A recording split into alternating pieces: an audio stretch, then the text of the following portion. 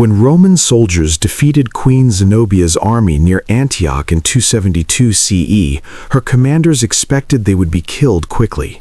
Instead, they watched their queen go through something far more planned out. Rome had become experts at destroying rulers without killing them, turning rebel kings and queens into living examples of Roman power. For women who had worn crowns, losing in battle meant facing a cruelty designed not just to punish them, but to destroy their dignity completely. In Roman law, prisoners of war belonged to a category that took away every protection given to citizens.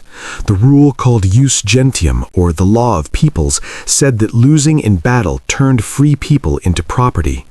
When a city fell or armies surrendered, its people became legally enslaved no matter what their rank had been before. A queen had no more legal rights than the lowest soldier in her defeated army. This legal system created a terrifying situation. Roman citizens had protections that kept them safe from certain kinds of punishment. To whip a Roman citizen was considered shameful. To kill one without a proper trial made people very angry. But foreign prisoners, even if they had royal blood, had no such protections. They could be beaten, paraded through streets, sold, or killed however their captors wanted. Roman laws recognized no differences for gender and gave none for royal birth. The 12 Tables, Rome's basic legal code from the 5th century BCE, wrote down these rules with brutal clarity. Captives taken during war became property of the Roman state or were divided among soldiers. Women of royal birth learned that their former power meant nothing once chains replaced their crowns. Tacitus recorded this legal truth when he wrote about the treatment of conquered British nobility, noting that Roman officials showed no hesitation in brutalizing those who had previously led armies and made legal decisions. Female prisoners faced even greater danger. Roman military customs shaped over generations of expanding territory viewed captured women as war prizes.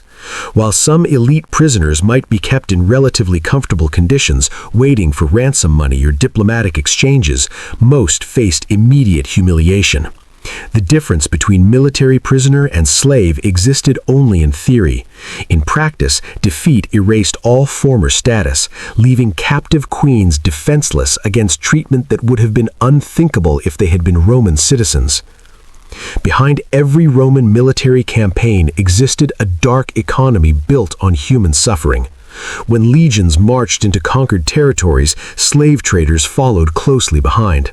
These merchants knew that war provided their most profitable merchandise. A single successful campaign could flood Roman slave markets with thousands of captives, and female prisoners commanded particularly high prices.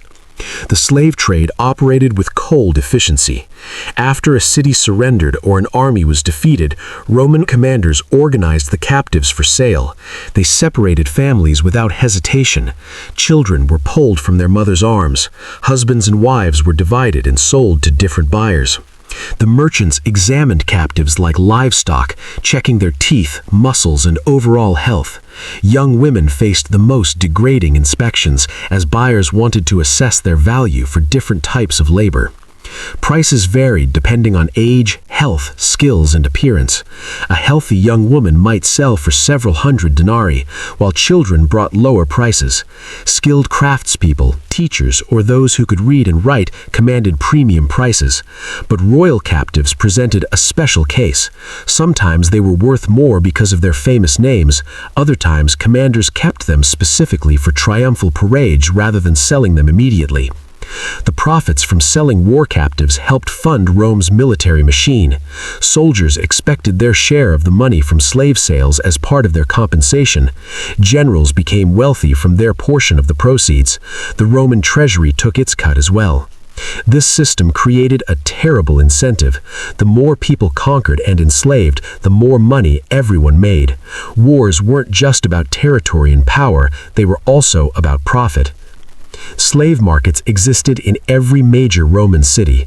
The largest operated in Rome itself, but significant markets also functioned in ports and provincial capitals throughout the empire. Captives from recent campaigns were advertised as fresh merchandise. Signs around their necks indicated their origins: Gallic, Germanic, British, African, or from the eastern provinces. Buyers could purchase individuals or entire groups depending on their needs and resources. For the captives themselves, the slave market represented total loss of freedom and identity. A queen who could command armies might end up working in a kitchen. A priestess who had served in sacred temples might be forced to perform household labor. Noble daughters who had grown up in palaces might be sold to the highest bidder, regardless of what that buyer intended. The transformation from free person to property happened quickly and completely. The Roman triumph turned battlefield victory into public theater, with imprisoned royalty serving as the centerpiece of these elaborate processions. When a commander received Senate approval to hold a triumph, preparations began for a spectacle that would display Rome's power through the streets for all citizens to see. The route stretched from the Campus Martius through the Forum and up to the Capitoline Hill, covering about 4 kilometers of crowded streets. These parades followed a carefully organized sequence built to maximize psychological impact. Musicians and performers led the march, followed by wagons carrying paintings and models of conquered cities and distant lands. Exotic animals from faraway regions were led in chains, showing Romans sights of the strange lands their legions had conquered. Next came the war prisoners, walking in chains at the parade's center. Captured monarchs walked at the front of the prisoner group, their royal clothing often kept intact to highlight the enormity of their fall. Queens who had commanded armies now stumbled in chains before crowds that jeered and celebrated their humiliation. The contrast was intentional. By displaying rulers in their full ceremonial dress while chained and powerless, Rome sent a message that echoed far beyond the capital's borders. No kingdom was beyond reach, no throne guaranteed safety. The triumphal parade served many purposes beyond celebration. It demonstrated Roman military might to potential allies and enemies alike. It satisfied the violent desires of common people who wanted concrete proof of conquest. And it provided a stage for the systematic humiliation of those who had dared to resist Roman expansion. For female prisoners of royal blood, the triumph meant enduring the stares of countless spectators while stripped of all dignity. The procession typically lasted an entire day, with the column moving slowly to allow viewers along the route to examine every detail. Captured queens walked this ordeal knowing their fate remained uncertain. Some would survive the day, others would die before nightfall. The uncertainty itself was torture, forcing the defeated to wonder about their coming fate with each step through streets lined with celebrating Romans. The crowds who watched these triumphs showed no mercy. People threw rotten food and insults at the captive royalty. Children pointed and laughed. Veterans of the campaigns that had defeated these rulers boasted loudly about their roles in the victory. The noise was deafening. Trumpets, drums, cheering, jeering, all creating a wall of sound that overwhelmed the senses. For Rome's leaders, these triumphs served important political purposes. A general who celebrated a triumph gained enormous prestige and political influence. The spectacle reminded Roman citizens of their empire's power and superiority. It justified the taxes they paid and the soldiers they sent to war. The suffering of captive queens became entertainment, but it also functioned as propaganda, teaching both Romans and foreigners that resistance to Roman power was futile and would end in disgrace. Queen Zenobia of Palmyra had built an empire stretching from Egypt to Anatolia, challenging Roman control throughout the eastern provinces. When Emperor Aurelian finally crushed her armies in 272 CE and captured the queen as she tried to escape towards Persia, he gained more than military victory. He secured the perfect symbol for his upcoming celebration. The Historia Augusta, a collection of imperial biographies written during the 4th century CE, provides detailed descriptions of Zenobia's participation in Aurelian's triumphal parade of 274 CE. The account, presumably based on eyewitness testimony, describes a spectacle designed to amaze viewers through its extravagance and cruelty. Zenobia appeared decorated with jewels that caught the sunlight, turning her into a glittering monument to Rome's domination over the wealthiest kingdoms of the East. However, the chains commanded the most attention. These were not ordinary iron shackles designed simply for restraint. Zenobia walked bound in massive golden chains, so heavy that attendants marched beside her to help, carrying their weight. The choice of gold was calculated. These chains represented the very wealth she had controlled, now transformed into the instrument of her subjugation. Her entire being had become a walking display of conquered riches. Historical sources indicate that Zenobia maintained extraordinary composure throughout the ordeal. Despite the weight of the golden chains and the hours of slow marching through hostile crowds, she carried herself with dignity. This very defiance may have saved her life. Aurelian, possibly impressed by her behavior, or deciding that her continued survival served his goals better than her death, spared Zenobia the execution that awaited most captured monarchs. Instead, the emperor gave her an estate near Rome where she lived out her remaining years. Some chronicles claim she married a Roman senator. Tacitus claims Boudica took poison rather than face capture. The fate of her daughters goes unrecorded. They vanish from historical accounts after the initial rape, their stories lost to silence. We can only imagine what happened to these young women. If they survived the final battle, did they escape into hiding among their people? Were they captured and enslaved?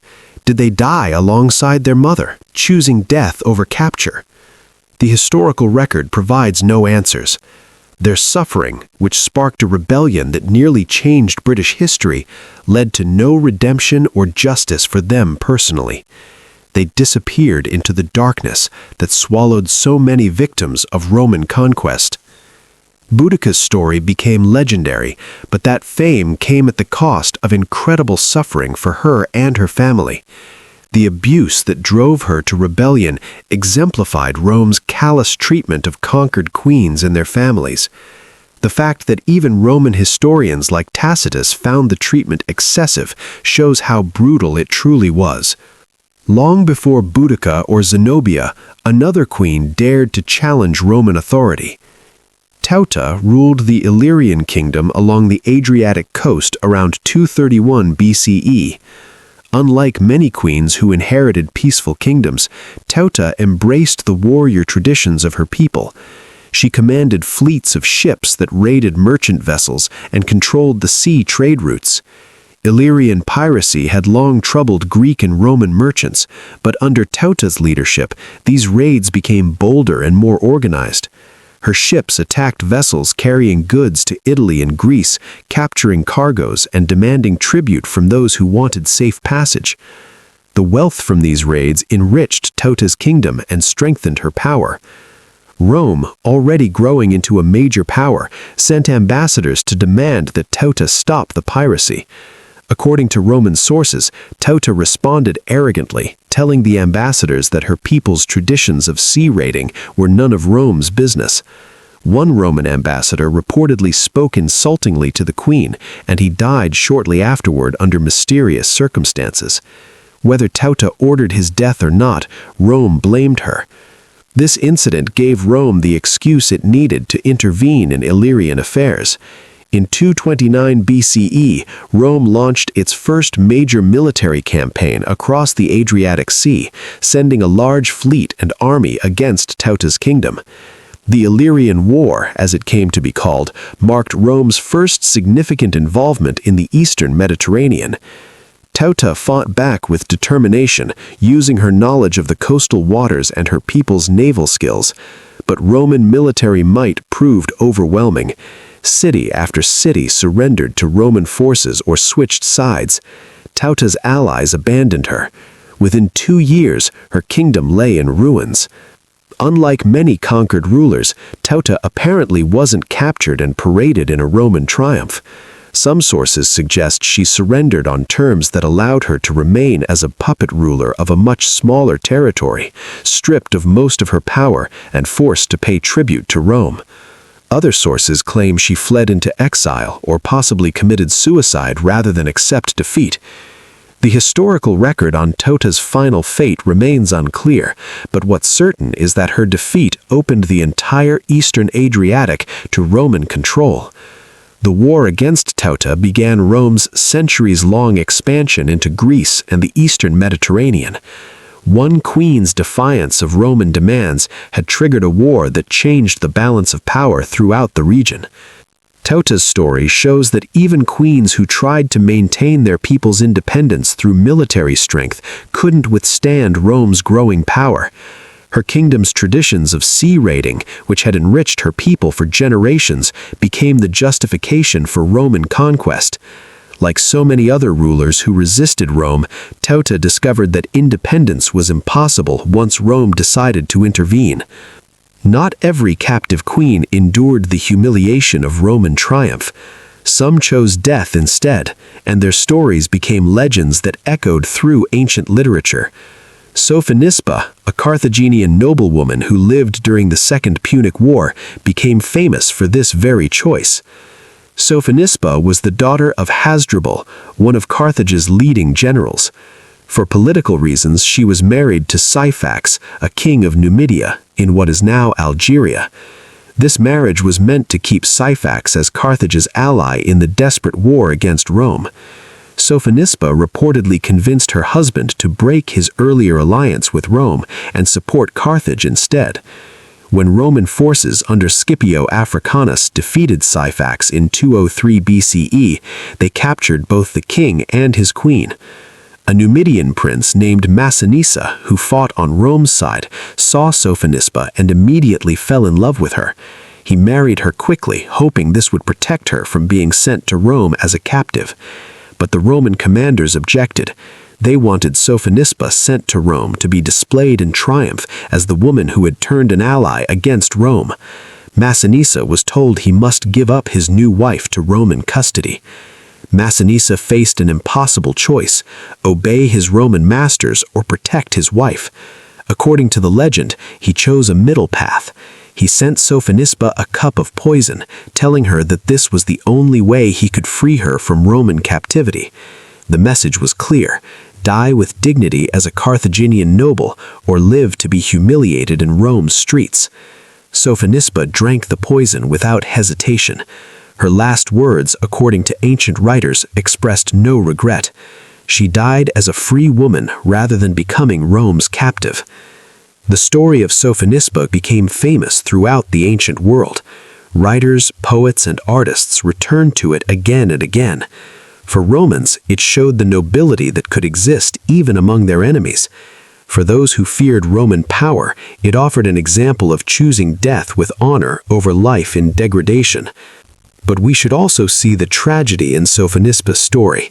This was a young woman, married twice for political reasons rather than personal choice, caught in a war she didn't start, forced to choose between a humiliating captivity and suicide. Her choice was really no choice at all. Rome's treatment of captive queens was so terrible that death seemed preferable. How many other royal women made similar choices that weren't recorded in history? How many took their own lives rather than face what awaited them if captured? The few stories that survived, like Sophonisba's, hint at countless other tragedies lost to time. While individual queens like Zenobia and Boudica capture our attention, the fate of entire populations reveals Rome's systematic brutality on an even larger scale. The destruction of Carthage in 146 BCE stands as history's most complete example of a civilization being deliberately erased. Carthage had been Rome's greatest rival for control of the Mediterranean. After losing 2 major wars to Rome, Carthage rebuilt itself as a peaceful trading city, threatening no one. But Rome still feared Carthaginian recovery. Marcus Cato, a Roman senator, famously ended every speech he gave with the words, "Carthago delenda est," Carthage must be destroyed. In 159 BCE, Rome declared war on Carthage for the 3rd time. The Carthaginians, desperate to avoid war, agreed to give up their weapons. Then Rome demanded that the entire population abandon their coastal city and move 10 miles inland, effectively destroying their maritime trade. The Carthaginians, realizing Rome intended their complete destruction regardless of surrender, chose to fight instead. The siege that followed lasted 3 years. The Carthaginians fought with desperate courage, knowing they faced annihilation.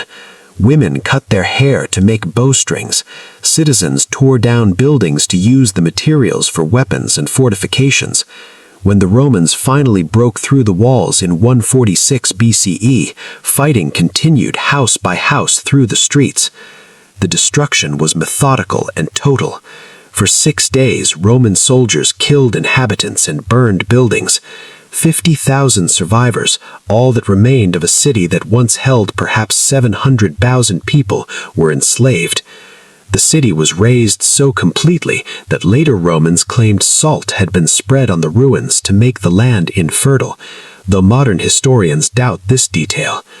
Among those 50,000 enslaved survivors were many women and children. They had watched their city burn, seen their families killed, endured days of terror as Roman soldiers swept through the streets. Now they faced being sold in slave markets, separated from whatever family members had survived, taken to distant parts of the Roman world to work in complete servitude for the rest of their lives. We don't know the names of Carthage's last queens or princesses. We don't know which noble families perished and which survived in slavery. The destruction was so complete that even their names were lost. This erasure itself was part of Rome's punishment. Carthage would not only be defeated, but forgotten. The few Carthaginian women whose stories survived did so in fragments, mostly from Roman sources that viewed them as exotic enemies rather than real people with thoughts, feelings, and hopes. The systematic destruction of Carthage eliminated not just a city, but an entire civilization's perspective and voice. These stories reveal only fragments of Rome's calculated brutality. Subscribe to learn more untold chapters from the ancient world that history books overlook.